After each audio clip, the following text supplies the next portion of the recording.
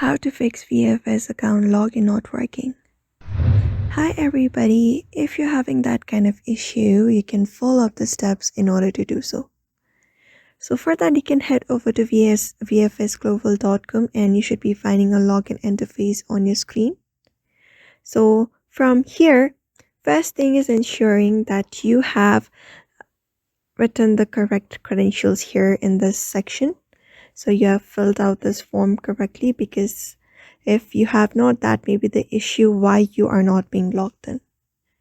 Other than that, making sure that you have a proper internet connection as well. So if you don't have a stable connection, that may be also one of the reasons why you are not being able to log in into VFS. So if that is the issue, just go ahead and continue the process of changing your network connection.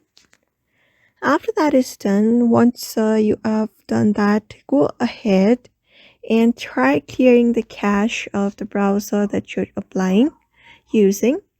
Go to the info section of the browser and clear the cache, because that may be the reason why you are having those trouble login issue. Apart from that, sometimes the services may be down of the website itself.